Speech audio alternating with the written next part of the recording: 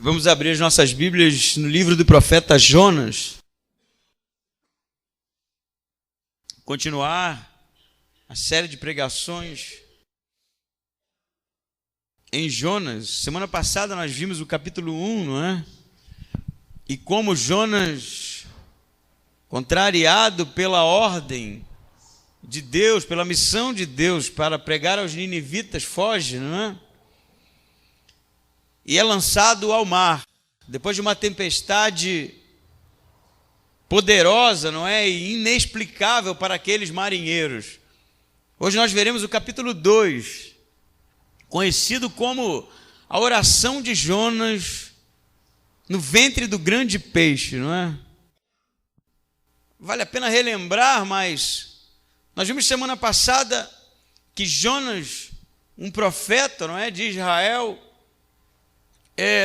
um profeta que já havia pregado ou profetizado o crescimento do reino, um profeta que já havia falado sobre o crescimento da sua nação, profeta patriota, mas que ao receber de Deus a missão de pregar a capital da Assíria, Nínive, resiste tremendamente, porque sabia da fama dos assírios, porque sabia que este povo era um povo imoral, era um povo violento, era um povo que provavelmente já havia intentado contra Israel e não eram misericordiosos para com aqueles que eles capturavam, né?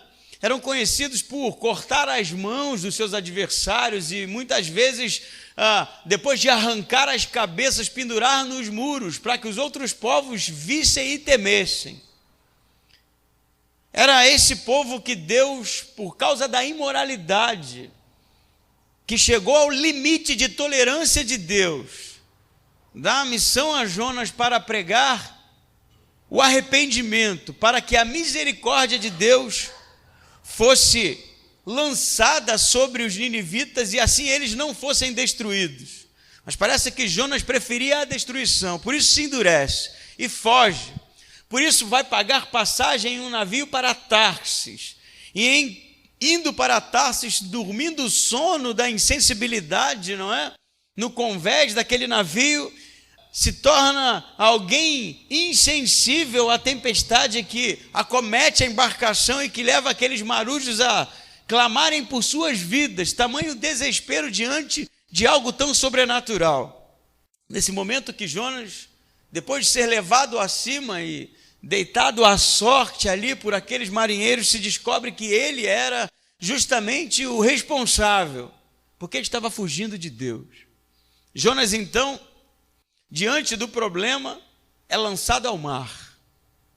Esse momento é o momento que nós iremos ler a oração de Jonas, que diz assim, no versículo 1 do capítulo 2, do ventre do peixe, Jonas orou ao Senhor, seu Deus, e disse: clamei ao Senhor na minha angústia, e ele me respondeu do ventre do Sheol. Gritei, e tu ouviste a minha voz. Pois me lançaste nas profundezas, no coração dos mares, e todas as tuas torrentes, na verdade, e a corrente das águas me cercou, todas as tuas torrentes e ondas passaram por sobre mim. Eu disse: fui expulso da tua presença. Como poderei ver o teu santo templo novamente?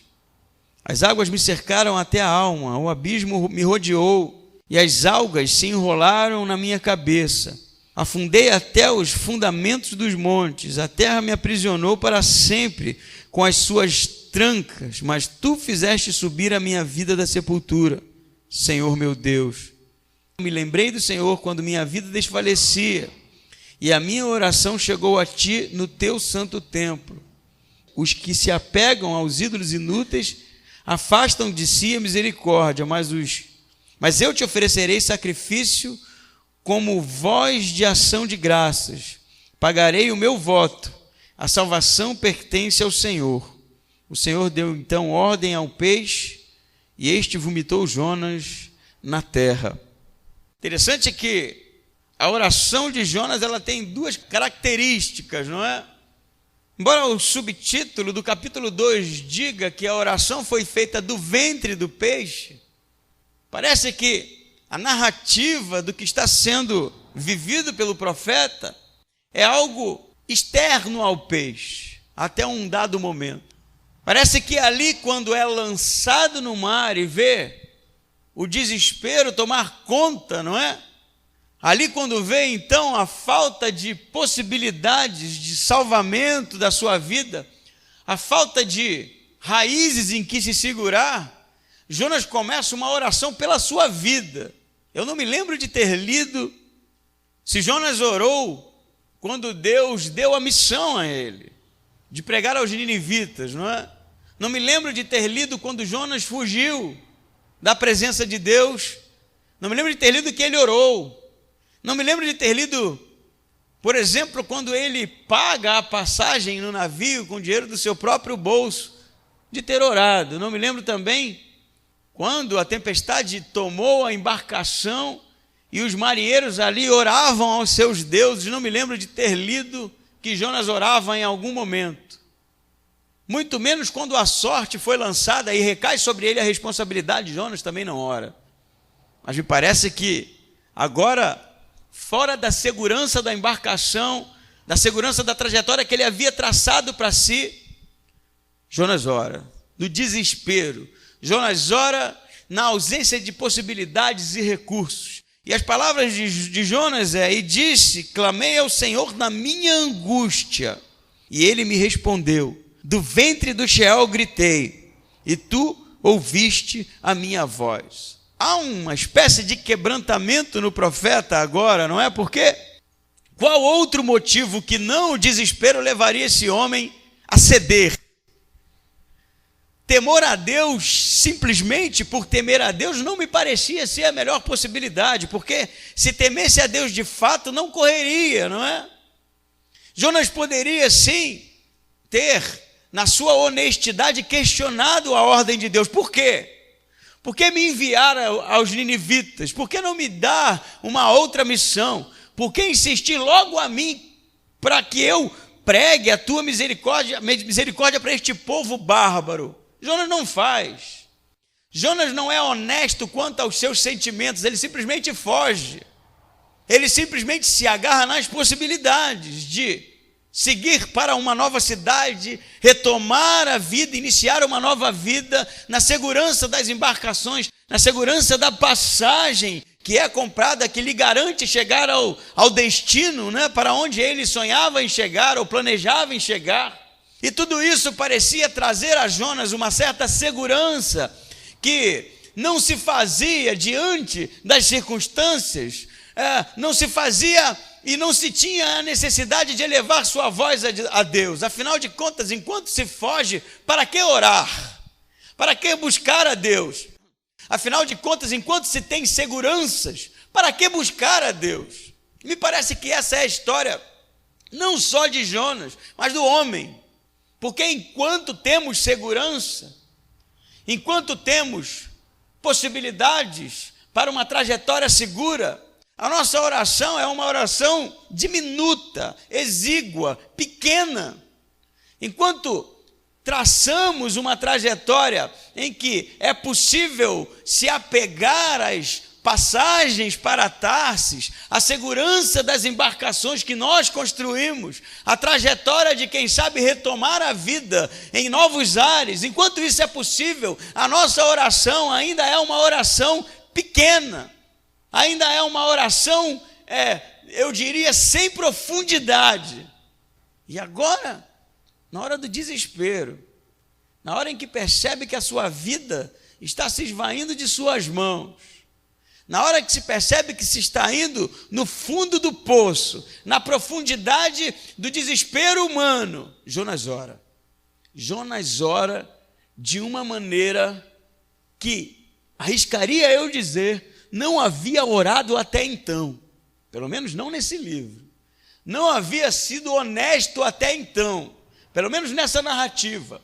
E vai orar do fundo da sua alma, clamando por socorro. A oração de Jonas não é uma reclamação por estar no ventre de um peixe, embora muitas vezes já tenha visto esse tipo de ensinamento, que o peixe é uma espécie de punição para Jonas. Não, O peixe é a salvação para Jonas, o peixe é a misericórdia de Deus para Jonas, que morria. E vai dizer aqui que chegou ao Sheol, o lugar dos mortos, o lugar para onde não se poderia fugir, o fim da linha, o lugar onde o morto se cala e não tem mais oportunidade de gritar socorro para quem quer que seja. E aí Jonas ora. E me parece que a oração genuína é a oração do desespero. Me parece que a oração genuína é a oração daquela em que, quando nos pegamos na ausência de recursos, na ausência de ferramentas, no desespero, quem sabe, da nossa insegurança, e aí Deus ouve e nos dá socorro, porque até então somos, eu diria, agentes que oram de maneira superficial. E a gente não leva a sério tantas vezes que a oração genuína, a oração honesta, a oração do quebrantamento é justamente essa que toca o coração de Deus. Entende? A oração honesta de um coração quebrantado é a oração que toca o coração de Deus. Porque até então são vãs repetições. Porque até então é apenas um discurso. Que até então é apenas uma religião. É apenas bater o cartão, marcar o ponto. Orar antes de dormir. Orar antes de comer. Mas não a oração de um coração que está aflito pela misericórdia de Deus. Isso vai fazer toda a diferença na nossa vida. Porque, infelizmente, vivemos um tempo em que buscar a Deus em oração é algo que se torna cada vez mais instinto. Vivemos um tempo em que somos tomados por tantas atividades, somos tomados por tantas frivolidades que levam o nosso tempo para um lugar para longe de nós e impedem assim que nós tenhamos uma vida dedicada a falar e ouvir a voz de Deus. Quando foi a última vez que você dedicou um tempo para ouvir Deus falar ao seu coração? Não é o pastor falar ao seu coração. Porque o pastor hoje só está aqui para te lembrar que você não tem dedicado tempo à voz de Deus. Eu não sou a voz de Deus. O pastor não é a voz de Deus. O mensageiro, que tem que te lembrar todo o tempo que Deus quer falar com você. Mas parece que na correria do nosso dia a dia, no desespero das nossas atividades, no tempo que se torna cada vez menor na nossa geração, perdemos o hábito, perdemos a característica relacional de nos colocarmos diante de Deus e no desespero das nossas aflições, porque não há outro lugar onde nós devamos estar que não desesperados. Sabe por quê? Desesperados porque pecamos. Desesperados porque pecamos o tempo todo. E isso deveria ser para a gente algo desesperador. Desesperados pela misericórdia, pelo perdão, pelo colocar o problema diante de Deus para que Ele tire o fardo das nossas costas. Sabe quando a gente era pequeno, né? Alguns ainda são, né? Mas fazia alguma coisa errada e o irmão dizia assim: quando minha mãe chegar, eu vou contar tudo, né? E aquele dia você amargava, né? Eu, pelo menos, tentava barganhar. Não, mas eu te dou aquele brinquedo. Não tinha jeito, né? Parece que ele queria algo mais. Mas eu te dou. Pode andar na minha bicicleta, pode ganhar no videogame de mim quantas vezes você quiser, né? Era barganhando. Eu vou contar para minha mãe. Era isso que o meu irmão falava o dia todo. Quando ela chegar, eu vou contar. E ele ia conseguindo coisas de mim porque eu estava cheio de medo, né? Porque aquilo, para mim, seria provavelmente uma surra, né? E eu não queria, né, meu amigo? Ninguém quer, né? Porque tinha que dizer aquela coisa, sabe, que embrulha o estômago, que deixa a gente assim nervoso. Era isso que Jonas estava vivendo. Ele estava fugindo de Deus, cara. Um troço que estava carcomendo Jonas por dentro, estava consumindo ele.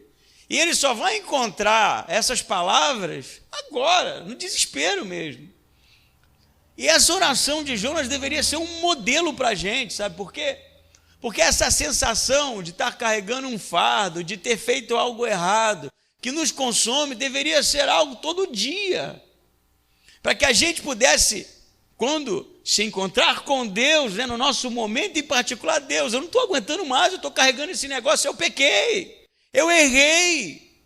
Eu estou sofrendo, isso está me causando sofrimento, me perdoa. Porque Deus é um Deus de misericórdia, Ele vai nos perdoar sempre, mas a gente insiste em não elevar a nossa voz de Deus, e não confessar os nossos pecados, em guardar para nós esse tipo de concepção de um Deus punidor, quem sabe, por isso não confessar, e viver uma vida de infelicidade, porque isso nos consome. E será que a gente vai ter que caminhar para o fundo do mar, né? Para o Sheol, o lugar dos mortos, para que a gente possa de alguma forma abrir os nossos corações e confessar as nossas falhas, as nossas fraquezas? Será que tem que ser desse jeito sempre? Ou será que Deus está esperançoso que a gente se retire e se coloque diante de Deus? Deus, eu não estou aguentando, eu estou pecando mesmo, eu estou vacilando, eu preciso do teu perdão. Afinal de contas, não foi assim com Pedro? Jesus na ressurreição vai ter com Pedro, insiste: Pedro, fala, Pedro, tu me ama, você me traiu, cara, para de viver uma vida superficial, isso só traz sofrimento, isso só traz sofrimento. Enquanto Jesus não ouviu de Pedro que Pedro não o amava, ele não descansou. Porque o que Jesus quer de nós, o que Deus quer de nós, o que Deus queria de Jonas, não era dar uma missão para Jonas, era que o coração de Jonas se quebrantasse. Deus sabia que ele ia resistir, claro que sabia, senão teria escolhido outro, não é? Um melhor, não é? Um de visão mais aberta, não é? De coração mais mole, mas Deus vai escolher logo esse cara, porque quem precisava de misericórdia, quem precisava ser tratado era ele. Isso é você que vai, cara. Embora Jonas tenha desistido da missão, tinha desistido de Deus, Deus não desistiu dele, foi atrás. E foi atrás, até um momento que Jonas: Senhor, eu não estou aguentando mais, acuda-me. E eu acho que deveríamos viver assim, ao invés de ficar se defendendo, ao invés de ficar levantando e construindo argumentos, ao invés de ficar resistentes à voz de Deus, deveríamos dizer para Ele que não temos condições muitas vezes, de que estamos mal tantas vezes, que não conseguimos vencer essas fraquezas sozinhos, e pedir pela misericórdia que Ele está louco para nos dar. A oração de Jonas continua, e se você for ver no versículo 3, a descrição, na verdade, não é de quem está no ventre do peixe, não é? O texto diz que o peixe, ele engole Jonas, mas a oração de Jonas é de quem está caindo, antes do peixe chegar. Ele diz: pois me lançaste na profundeza, ou nas profundezas, no coração dos mares, a corrente das águas me cercou, todas as tuas torrentes e ondas passaram por cima de mim. E eu disse: fui expulso da sua presença. Interessante, a palavra expulso aqui no hebraico é como uma mulher que é rechaçada pelo seu marido, uma mulher cujo marido não a quer mais e empurra ela e manda ela para longe. Fui expulso da sua presença, como poderei ver o teu santo templo novamente? As águas me cercaram até a alma, o abismo me rodeou, e as algas se enrolaram na minha cabeça. Afundei até os firmamentos ou os fundamentos dos montes. A terra me aprisionou para sempre com as suas trancas. Mas tu fizeste subir a minha vida da sepultura, Senhor meu. Parece que a ideia aqui é que quando ele é lançado no mar, ele vai afundando, não é? E cada vez mais a sua oração começa a narrar as profundidades. Ele narra a base dos montes, que na mentalidade judaica do tempo de Jonas se pensava que a base dos montes era justamente o que fazia a divisão dos mares, o fundo, o lugar mais profundo que se pode chegar, o lugar em que as algas tiram a mobilidade, o lugar que ele diz: todas as trancas, não é, me aprisionaram. Alguns inclusive vão dizer que Jonas morreu afogado, e há algo de ressurreição na vida de Jonas. Embora isso não seja claro no texto, a narrativa é de alguém que vai ao lugar dos mortos mesmo, alguém que não tem mais esperança de salvação, alguém que se afunda cada vez mais para um lugar distante de Deus, rechaçado da presença de Deus, afastado do santo templo. Verdade, a descrição de Jonas é a descrição de um homem em queda, literalmente. A descrição de Jonas, ela pode ser, eu diria, colocada lado a lado com a narrativa da queda do homem, quando também, por causa da desobediência, Adão peca, desobedece e caminha para um afastamento, caminha para a queda, caminha para uma vida em que o pecado da desobediência, o pecado que envolve o homem, conduz para a morte.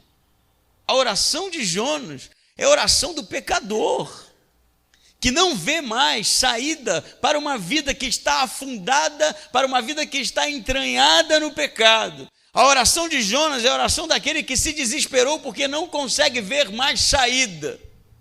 Você sabe que o problema de não confessar os pecados é justamente ser conduzido para um lugar de afastamento.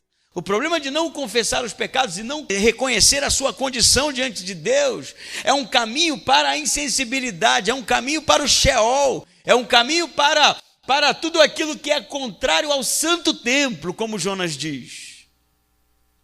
Eu diria que só podemos crescer espiritualmente quando confessamos. Sem isso, nada feito. Não tem como cultivar comportamentos que são contrários ao coração do Pai e crescer. Não tem. Não tem como viver uma vida dual, uma vida com características ambíguas e que se crescer. Não tem. A gente só cresce quando a gente confessa. E quando a gente é tratado, quando a gente é curado, quando a gente é, através do Espírito Santo e através do cuidado do Pai, elevado a um status de mais excelência. Mas você sabe, o tempo em que a gente vive é o tempo da superficialidade. Vocês vão concordar comigo, somos superficiais em tudo. Somos superficiais nos nossos relacionamentos, somos superficiais na nossa espiritualidade, somos superficiais no nosso relacionamento com Deus, não temos profundidade. E você sabe do que eu estou falando. A gente às vezes não tem coragem de elevar a nossa voz a Deus e dizer os problemas, as mazelas que tomam o nosso coração, não temos coragem. A gente esconde. E repete aquela reza que a gente faz todo dia. E acha que assim está cumprindo algum mandamento sagrado, não é? E pode depois disso dormir em paz.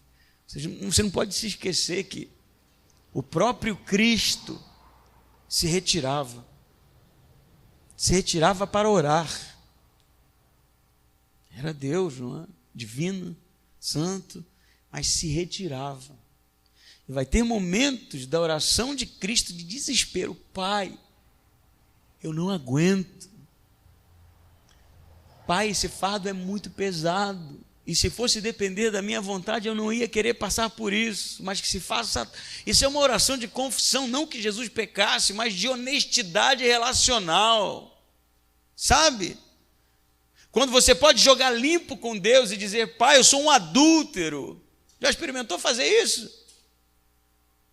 Pai, eu sou um adúltero, porque ando e a minha cabeça está cheia de ideias ruins, de pensamentos imorais. Pai, eu sou um ladrão. Pai, eu sou um invejoso. A gente não faz isso, cara. A gente fica cultivando como se isso não fosse nem com a gente, como se a gente já tivesse alcançado um status de santidade intocável. Pai, eu sou ridículo. Pai, eu não te levo a sério. Experimente fazer isso com honestidade, que é o momento que Deus trata da gente, porque enquanto não confessarmos a nossa condição de pecado, caminhamos para o fundo do afastamento, o fundo da resistência ao tratamento de Deus, o fundo do relacionamento em distância com o Pai, enquanto o chamado dele é para nos tratar todo o tempo.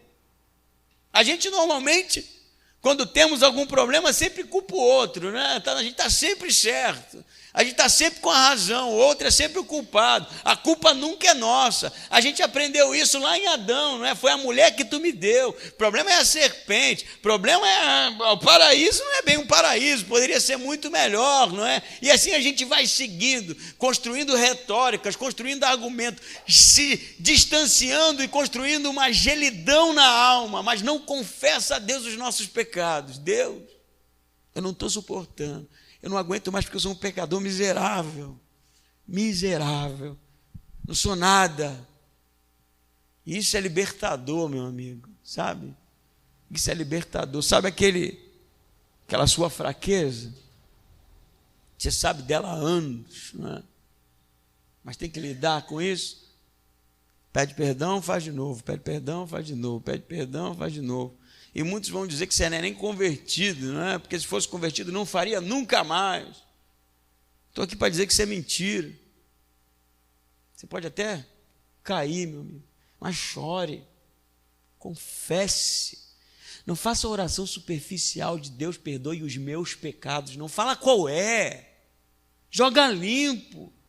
Porque se um dia você me der um soco na cara e chegar para mim e pedir perdão pelos meus pecados, não vale de nada. Fala que me socou, fala que sentiu raiva, fala que não aguentou mesmo, que é violento. Confessa, cara, porque assim a gente é tratado.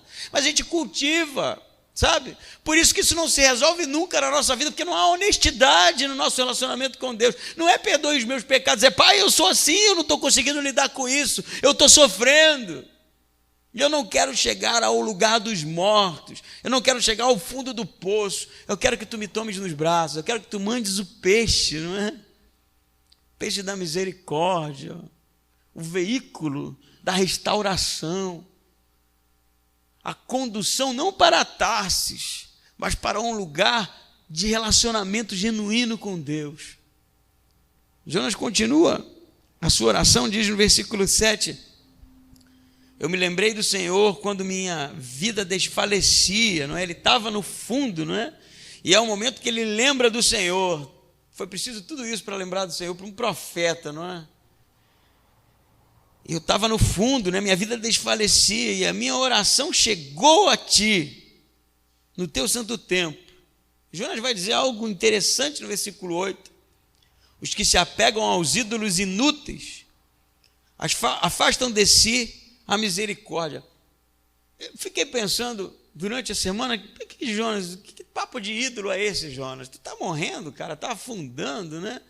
Está todo errado, todo desesperado, vem com papo de ídolos, né? Parece que ele está ainda olhando para os ninivitas, aqueles idólatras, né? Porque ficam lá buscando os ídolos e não buscaram ao Deus da misericórdia. Pô, ele está morrendo, não faz sentido isso. Então, quem sabe Jonas está lembrando dos marinheiros, né, clamando aos seus deuses. E ele vai dizer, que inutilidade, clamar aos deuses. Tem que clamar, não faz sentido, porque ele estava lá, não clamou a ninguém, né? Os caras que tiveram misericórdia da vida dele. Isso não é uma oração de quem está afundando.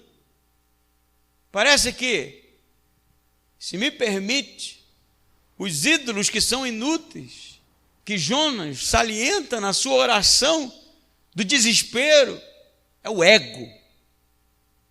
Os ídolos que são inúteis, que nos afastam da misericórdia de Deus, é o eu. Que nele era o que imperava, e que nele era o que dominava. Eu não vou. Não foi isso que ele disse? Eu não vou. Eles da minha boca não vão ouvir nada. Quem? Ninivitas. De maneira alguma, é o eu o tempo todo. Ele não vai, porque ele acha, porque ele sente, porque ele chegou à conclusão, porque ele. Esses são os ídolos que nos afastam da misericórdia de Deus. Não são simplesmente imagens, porque atrás de toda imagem, atrás de todo Deus pagão, existe uma alma humana, carente por ser saciada pelos seus desejos e sonhos e projetos. Por trás de toda a idolatria tem o ego, tem o Adão cedendo à serpente por causa do conhecimento do bem e do mal. Por trás de toda a idolatria tem um homem querendo ser adorado. E é isso que nos afasta da misericórdia de Deus, vai dizer Jonas. Muito sabiamente, embora a gente não tenha ou não traga sobre nós um rótulo de idólatras, né? Normalmente a gente aponta muito para aqueles que se prostram a imagens. Eu quero dizer para você que imagem é o que menos importa, sabe? Imagem já é o ridículo da situação, imagem já é o problema público, porque a idolatria começa no íntimo da nossa alma, quando nós somos mais importantes que Deus, quando nós somos prioridade, quando aquilo que almejamos é muito maior do que a missão e o tratamento que Deus tem para as nossas vidas. O ídolo, ele vai se fazer público quando tudo isso extrapolar o ridículo, quando tudo isso extrapolar o limite da sensibilidade. Entende? Por isso é necessária a confissão, por isso é necessário se colocar diante de Deus, por isso é necessário se reconhecer a condição de pecador, de idólatra, de alguém que está distanciado, de alguém que não se arrepende como deveria se arrepender. Lá no Rio de Janeiro a gente tem muita gente, não é? O fluxo é muito grande. E às vezes você vai no mercado e tem tanta fila, você às vezes entra numa fila que é para entrar na fila. Não é a fila do caixa, é a fila para entrar na fila. Entende o ridículo? E parece que às vezes na nossa vida é assim, a gente não precisa de um arrependimento só não. A gente precisa de um arrependimento para aprender a se arrepender. Porque a gente nem sabe se arrepender. Nem sabe. É um discurso estético. Perdoa os meus pecados, Pai. Enquanto Deus, louco para derramar a sua misericórdia sobre nós, nos pergunta todo o tempo: quais, cara? Confessa para que eu cure, confessa para que eu cuide, confesse para que você seja tratado e cresça, e para que a gente possa jogar honestamente no nosso relacionamento. E Jonas vai concluir a sua oração dizendo, 9, não é? Mas eu te oferecerei sacrifícios com voz de ação de graças. Pagarei o meu voto, porque a salvação pertence ao Senhor. Eu acho que a frase resume todo o livro. A salvação não dependia de Jonas, a salvação não dependia do tipo de teologia que Jonas decidiu fabricar, a salvação não dependia das vontades e do que ele achava ser certo ou errado. A salvação era de Deus. Ele salva quem Ele quer. Embora Jonas tenha sido resistente à salvação dos ninivitas, o cômico da história é que quem está sendo salvo agora é ele. Embora Jonas fosse resistente à salvação daqueles imorais, o imoral estava sendo ele, porque não tinha misericórdia daqueles que clamavam. E se Deus fosse agir segundo os conceitos de Jonas, esse ia morrer afogado, esse ia chegar ao fim da linha.